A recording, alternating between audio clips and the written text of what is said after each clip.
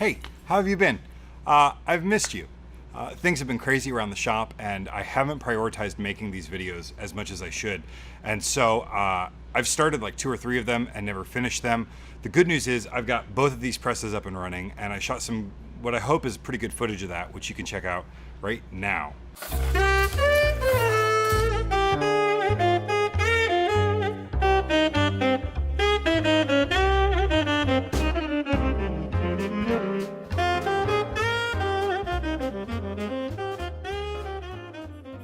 Try to do something I've never done before. Yesterday, I was able to print using. Yesterday, I was able to run two presses at one time, and that's the first time I think I've ever been able to do this in the shop. For a long time, I only had one press, and then when I did have multiple presses, the presses I had weren't necessarily each reliable enough to kind of walk away from. So yesterday, I actually ran the same job on two presses. It was the front was foil that I ran on this press, and the back was letterpress that I ran on that press. And it was only 100 pieces, so it went pretty quickly. So I didn't get to do a ton of, so I didn't get to document it very well. But today, I'm actually going to try to do 4 projects simultaneously. 2 on the Heidelberg windmill, letterpress projects in black on the same paper, a foil stamping job on the Kluge, and then I've got a glue up job to do, hopefully while those are running. Hopefully they'll run smoothly without me. Let's see how it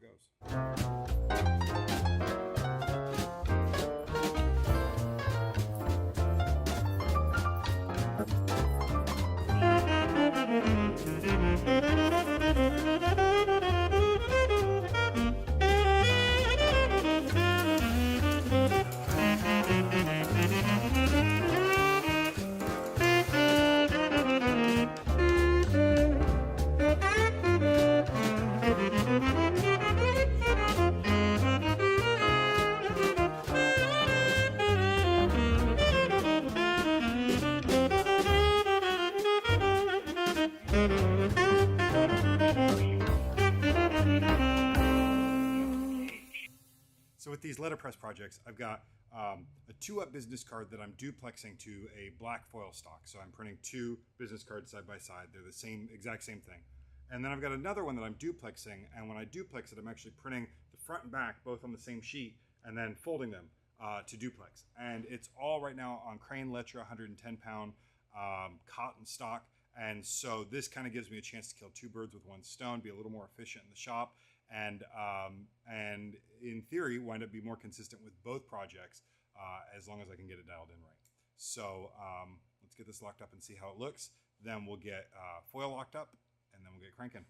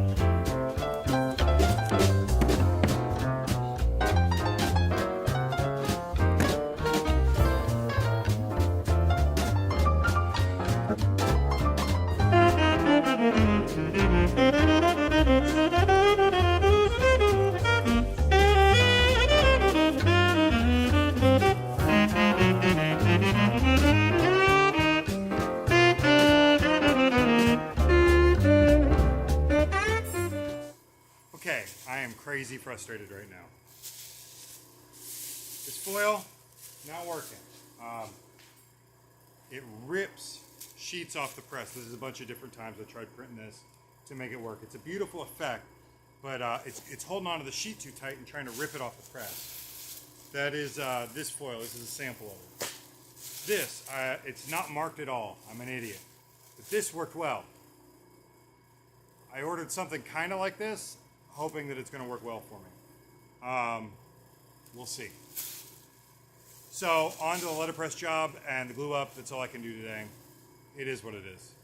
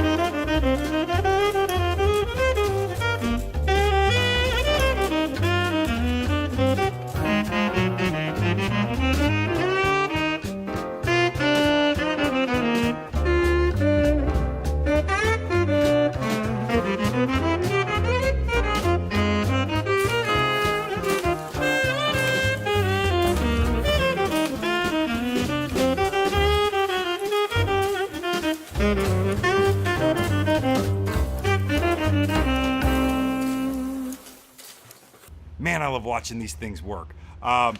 It's been eventful around here. I got burned by the foil press. It's healing kind of nicely.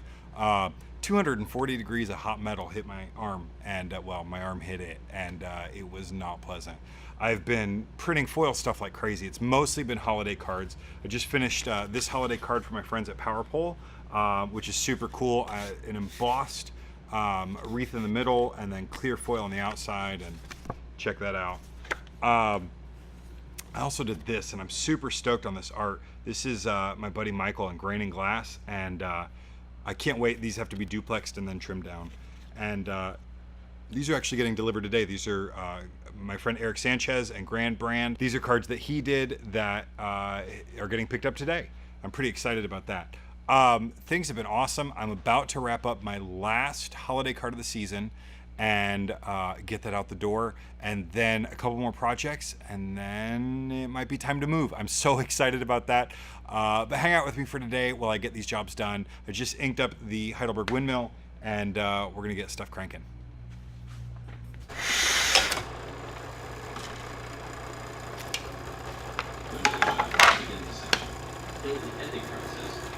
Well, I think that was just like a 1920.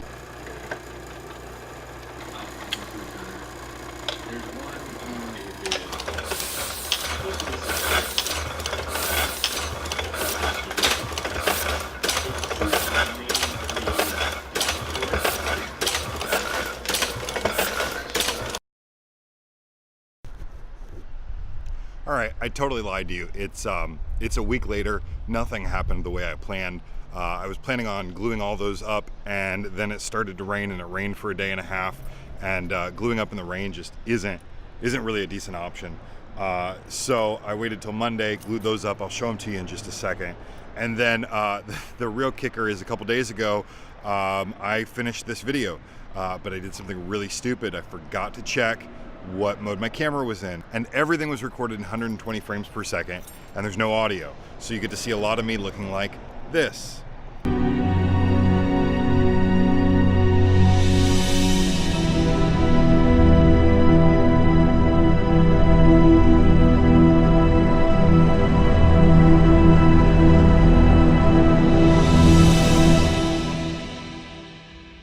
And I took a minute to talk about this. It's a quinceanera invitation, a little illustration that I did, printed on this handmade paper by a company called Fabulous Fancy Pants. And talking about, see, the thing is, this is handmade paper. This is what it looks like. And this fuzzy, beautiful edge is something a lot of clients really love. The thing is, this edge comes specifically from the fact that this is handmade paper. Paper is made by running a screen through a slurry of cotton fiber and water. And there's a frame around that screen. That frame is called a decal. And when you take that frame off, it gives you an edge like this. This is called a deckled edge. Now I could tear a sheet of paper and kind of mimic this, but there's something really special about this edge that you can't achieve any other way than to make handmade paper. And I'm kind of a go big or go home guy. I don't believe in faking crap like this. And so I'm not a huge fan of torn edges, plus it hurts my hands like crazy to do. This is the real deal. This is deckled edge paper, and it's beautiful, but there's only one way to do it. It's to hand make paper. And you have to have a mold for every size paper you do.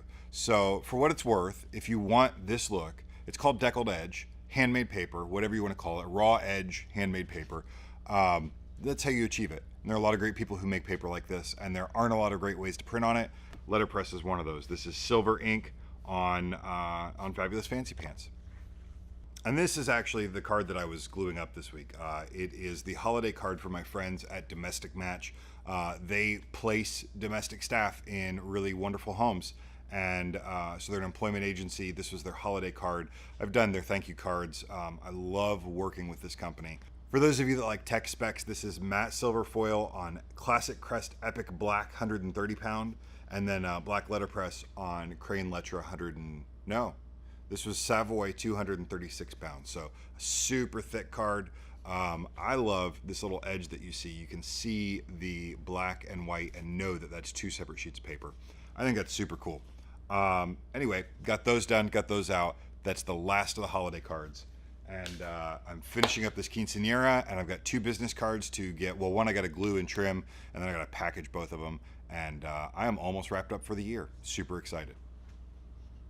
Lower due to just the interfacing with.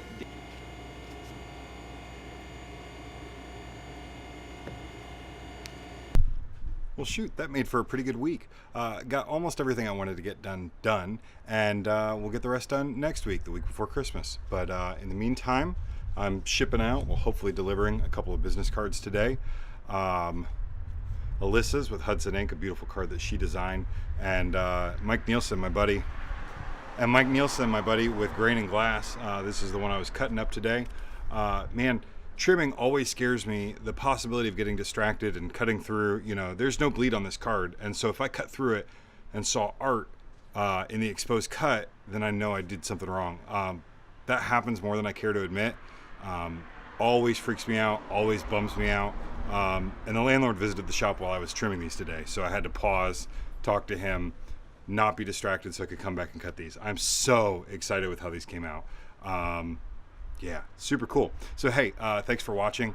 Thanks for being a part of this hang. If you enjoy it, could you hit the like, maybe even subscribe, and I'll see you soon.